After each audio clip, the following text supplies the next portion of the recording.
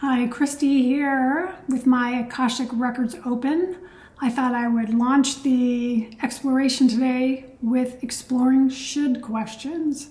I've probably ranted about this before. I really need to make a catalog of my videos because I have no idea what I've talked about. I mean, I have some idea, but not enough. But the question of like, what should I do for a living? What is my soul's purpose in terms of, the work I'm going to do? Where should I move? When should I start something?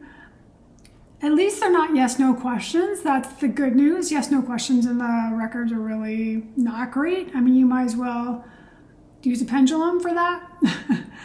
But the should questions of should I do this or should I do that? I mean, it really goes up against appropriate responsibility. Like if I say to you, you should go, I don't know, open a knitting store. And you're like, I never really liked knitting. I don't even really like yarn. But, she told me to, so I'm going to go do that and maybe it'll grow on me. Like, no, we do not want that. And even if it's like, that kind of sounds okay to me, but I really thought I wanted to do, cranial sacral therapy.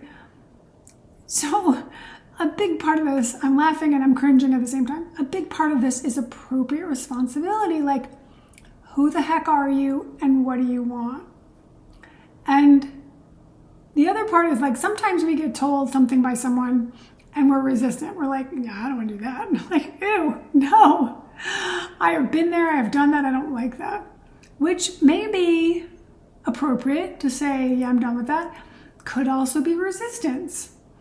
So I think it's useful during an Akashic Records exploration to play with why you're reacting the way you are.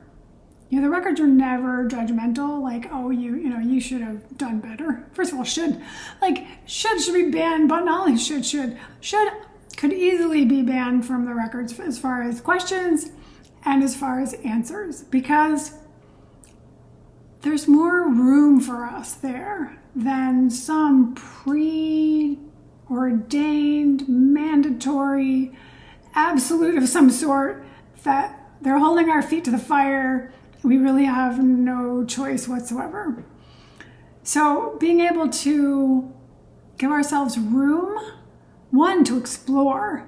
First of all, a lot of the ways we figure out what the heck we're supposed to be doing here is by trying on things where we're like, yeah, no, not so much. I thought it would be good. Not my favorite. I mean, if we had everything predetermined and we already knew, like, these are the courses you should take at school. This is what you should do. This is where you should apply for a job. These are the tasks you should take on. They're like, if everything was like a recipe, a prescription, life would be boring, wouldn't it? Like, maybe you'd be feeling somewhat on task, but mightn't you also be wondering, did I miss anything? The whole sliding doors, if you saw the movie, the sliding doors concept, maybe you missed an opportunity to at least satisfy your curiosity. I think that's part of what's really cool about students who take a gap year and they go explore. They go see, what's out there in the world. I was listening to NPR this week and I heard something interesting that's coming up here too. And I don't know who said it.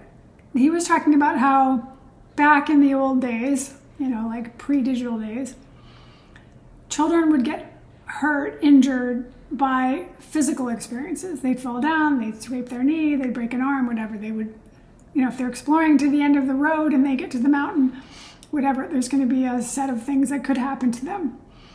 But in modern times, a lot of our injuries, our wounds and so on, occur because we're having an internal experience. So who am I and what's going on inside of me and what do I feel about that and how am I in relationship to my friends, particularly when you're younger? How am I in relationship to my significant other? There are new ways in which we can get wounded, and so there's also new ways in which we address this. There wasn't mental health services in the Middle Ages, for example. I mean, there was kindness, and people try to help each other compassionately at times, but nothing like we have now. But of course, these times are different. These times call for this even more. Again, this appropriate responsibility of, we're not here to spare ourselves from feeling anything. Like, if it's uncomfortable, we should never ever have that experience. No, it doesn't mean we want to run around and try to bump into every uncomfortable thing we can run into. But on the other hand, we don't want to avoid it all either. There's some happy medium in the pendulum swing where we can all tolerate some discomfort and desire to have less, because most of us do, unless we're like willing to stretch.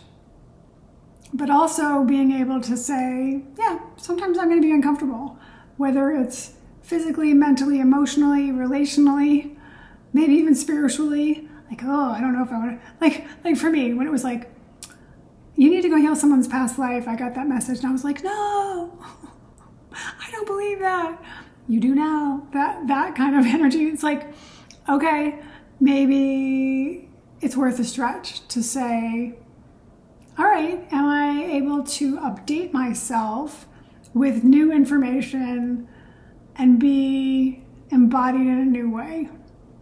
Not because someone said I should, although I guess in that instance it sort of was like, yep, you have no choice. But it definitely was up to me to decide, do I want to continue doing this? Or do I want to sidestep it and say, yeah, I'm out. I'm not doing this. And I have had classes and stuff I've taken where in the middle of, I'm like, yeah, this is not aligned to me. I'm out of here. Which I think is also appropriate responsibility. Once upon a time, I would have been like, oh, I paid for this. I've got to keep choking it down. And I'm not that way anymore. Anyway, I think that's enough on that topic. I'd love to hear in the comments below the last time you did something like leaving a class or changing your mind about something because it honored who you were, and let the whole should thing be bypassed. All right, I look forward to seeing you in the next video. And in the meantime, please go be brilliant.